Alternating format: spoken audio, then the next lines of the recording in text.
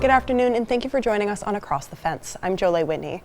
The personal finance website Wallet Hub expects holiday sales to top $980 billion this year. Unfortunately, as sales surge, so do bad actors looking to steal money and personal information from consumers who let their guard down. To advise us about how to avoid scams during the holidays, or any time of year for that matter, I'm joined by Vermont Attorney General Charity Clark. Thank you for joining us. Thanks for having me. And of course, you just won re-election. Congratulations. Thank you. And now let's, before we jump into some of the scams that we talked about and important stuff for people to know. So since your re-election, you've been really outspoken regarding federal agents rounding up people in Vermont who are kind of regarded as undocumented. So what can you do as Vermont Attorney General to protect these people from federal agents or deportation? Well, we should begin by saying that immigration is really a federal job, but at the same time, we want to make sure that our state and local law enforcement officials are doing the job that they need to do, which is to protect our public safety here. And while we can't prevent legally employees of those law enforcement agencies from communicating with immigration officials about a person's immigration status or citizenship, we have policies in place here in Vermont called fair and impartial policing policies that actually limit the communications they can make on other topics like social security number or lack thereof, like their whereabouts or their appearance. And so we have those put in place here to protect people. We also need to acknowledge that a mass deportation, which has been referenced by the new president-elect, is practically very difficult to accomplish. And we want to make sure that none of our law enforcement officials are conscripted into doing a job that really is a federal job. We have a job here that's really important of keeping people safe and prioritizing public safety. That being said, if the Trump administration ever does anything that violates federal law, that violates the Constitution, state attorneys general like me will be enforcing the rule of law. All right, and you talked a little bit already about federal officials, but another question you've been asked a lot by media and kind of the general public is how you will work with the new administration coming in and kind of what's your role there. Do you mind speaking to that? Sure. I would say that, so I was just reelected and it was great to be out in Vermont on the campaign trail talking with constituents. And my job now as, reelected is to make sure that the issues that were important to Vermonters are prioritized by my office. So one thing I heard repeatedly was affordability, and being the top consumer lawyer in Vermont, that really does relate to the work we do in the consumer space, antitrust space.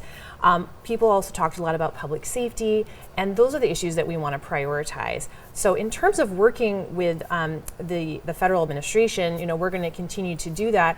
And again, if any laws are violated, we're going to uphold the rule of law. Vermont is a sovereign state, and that is really important to remember when you think about the activities done by the Trump administration. I should also say, when I'm reading the newspaper and hearing about these latest cabinet picks, I think that Americans deserve the best and brightest leaders, and I have been disappointed and in some cases concerned by the lack of experience some of these picks have had. So it'll be interesting to see how things play out in the next month, but that's kind of my thinking right now. Yeah, and one position that's gotten a lot of national attention was the Attorney General. And of course, it was first nominated was now former Representative Matt Gaetz, and now there's a new representative. How does your role as State Attorney General work with the national one? Well, we actually don't really intersect with the federal Attorney General. We, of course, are independently elected here in Vermont, although not in every state. Some states are appointed. And the federal Attorney General is appointed by the president. But that being said, if there are overlapping areas where the federal government is not acting under that person's direction, the state can act. I'm thinking specifically in like consumer or antitrust areas. So we'll be looking to make sure that the law is being enforced. And if it isn't and we have a lane, we'll get involved and try to uphold the law there. All right, so now let's move a little bit more local and a little bit more about what people need to know this holiday season. So why don't you tell me about some scams that we should watch for? Well, where to begin? So the scam that I always say is the scam that I would fall for is the package scam. So that might look like it's a fake package, right? It's a scam package, but it could look like you getting an email saying, oh, your package has been delayed. And you're thinking, I didn't order a package. What's this? And you click on the link. I'm like, don't click on the link. Or you get a text, same thing. or you're excited, like, ooh, someone sent me a package. Anytime you're mad or you're upset or you're excited, you're in your emotions and you might not be thinking. So that is a very effective scam. So that's a scam to be on the lookout for. And I just, as a kind of reminder on what to, how to proceed in the safest way when it comes to your Christmas shopping, use a credit card. Credit cards have consumer protections already built into them. They are heavily regulated. That is by far the safest way to buy things. Venmo, cash, gift cards, these are all things that you should kind of have a red flag. Now, I say that knowing I just went to the craft fair in my town a couple weeks ago and bought things using Venmo, but I'm there in person, I'm seeing the person, I have the product, that's a little different. But if someone you've ordered something and you don't know who they are, you don't have the product in your hand, something to be wary of. The other thing I would say is data minimization is something that I'm always kind of preaching. And that looks like when you are thinking about your shopping, don't save your credit card information on a website when you're buying something, because then they have that data. And if they ever have a data breach, your information is vulnerable. Wow, I wouldn't even think of that. Yeah, so don't keep it there. You can do your own data minimization. You don't need a law to do it. And take it from me, because my office is the recipient of notifications when there's a data breach under the Data Breach Notification Act, and we get hundreds and hundreds a year. We get multiple notifications per day. So data breaches, unfortunately, are very common, and you want to make sure you're protecting your data so that if there is a breach on a website you've been to, your information is not stored there. Sure, yeah, a little thing that everyone can do to Right. stay safer. Yes. All right, and let's talk about maybe if you're giving back, trying to donate to charity or anything like that, what are some red flags to look out for so you make sure your money goes to the right hands? Yeah, this is a popular time of year for people to be donating to charity. I know, well, of course, charity, your Attorney General is the expert on charities, but I do my donations really this time of year. I'm kind of thinking about where I'm donating. But doing your research is really important. Making sure that the organization you're giving to is really the organization you're giving to. So that is critical. And do your independent research. Don't click on links that someone else has sent you. So keep that in mind. I would say that make sure, again, that you're paying with like checks or credit cards and not these other more sort of scam-friendly ways of paying for things. Cryptocurrency, gift cards, things like that are always, you should be suspicious of. The other thing is, don't feel pressure to give over the phone. When people call me, first of all, nowadays I don't really pick up my phone because I'm so scam savvy, I guess. But before I got this way, I would answer the phone, and if someone wanted to pitch me something, I would say, send me something in the mail, or is there a website I can visit? And then I would find them myself, though. You can always Google who the organization is and make sure that you find them independently and you're feeling comfortable. Look at the website, see if it seems like a legitimate, website. WCAX.com, it's very clear. Okay, that's website, right. That's absolutely. very legitimate. And then the other thing that we always say is sometimes it's nice to consider volunteering in your local community, and that's a nice way of kind of giving back that doesn't involve risking any kind of scams. You can donating your time. Yeah, donating your time, exactly. And you've mentioned a couple times gift cards versus credit cards. How about where do debit cards fall in there?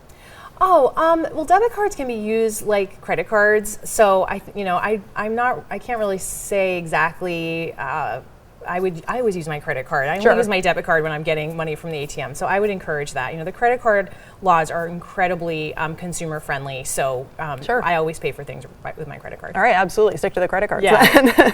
And let's talk a little bit about online shopping. I feel like we've already touched on this a little bit, but what's good advice if somebody's looking at a product online? Yeah, I mean, it used to be, before your time, it used to be that you'd feel uneasy buying things online, and now it's very normalized. So again, you have your credit card. That's the great way to buy things because it has the consumer protection built into it.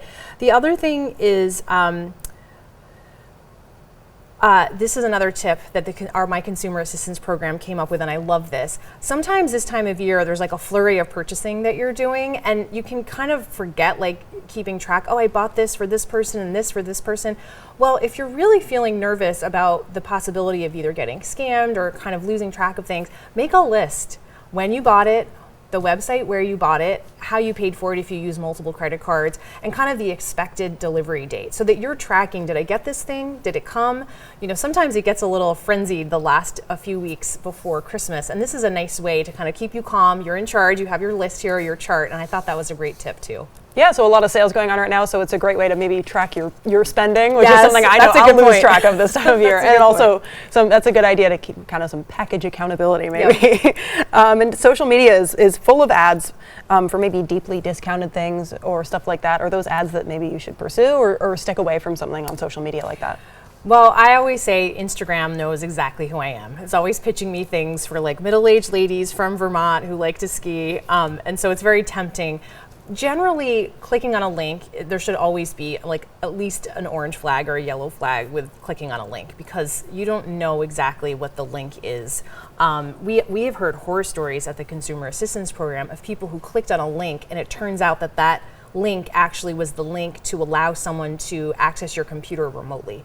So there are horror stories about clicking on random links. So the safest thing to do is always find the product yourself. So if you see, what Burton Snowboards, I'm trying to think of a local company, right? Oh, that looks great. Make sure that you're going independently to their website, and that's a great way of making sure that you're staying safe. It's doing it yourself. Sure. I always like to think it's not giving social media the satisfaction of knowing me. Yeah. They were onto something, but I don't want to let them know. And so what's your advice if you suspect that there's suspicious activity on maybe your debit card account or your credit account? Well, I always say call the Consumer Assistance Program first, and then contact your bank or your credit card company. They probably have a whole department that's devoted to this, and they will walk you through and help you. But I always want folks to feel comfortable calling the Consumer Assistance Program at my office. It's 1-800-649-2424. This is what we do all day long. We're here to help and support folks who may be finding themselves in a sticky situation. They think they got scammed or they clicked on a link and they're nervous. Just pick up the phone and call. And if we don't answer, we'll get back to you. We want to make sure that folks know we're there to support them. All right, and how about if you receive a text message or something saying that your account has some fraudulent activity? Should you pursue that? Well, again, unfortunately, clicking on a link is Sure. always, something that could be from a scammer. So it's a little dicey. I try to refrain from clicking on links. And if I feel like my account, if I'm getting a message that something is wrong with my account, I can independently go to that bank account or that credit card and sort out what's happening that way, or call the customer service for that bank account or that credit card. All right, absolutely. So if we learn two things, don't click on links. Yes. And then if you see something, go to the source yourself. And pay for things with Pay a with credit a card. Absolutely. All right, thank you so much for joining us today. Yeah, thank you. And to report a scam or to learn more about what we've talked about today, contact the Vermont Attorney General's office at the website on your screen, or you can call 1-800-649-2424. And that takes care of our program for today. My thanks to the crew behind the scenes here at WCAX. I'm Jolie Whitney. Have a good one.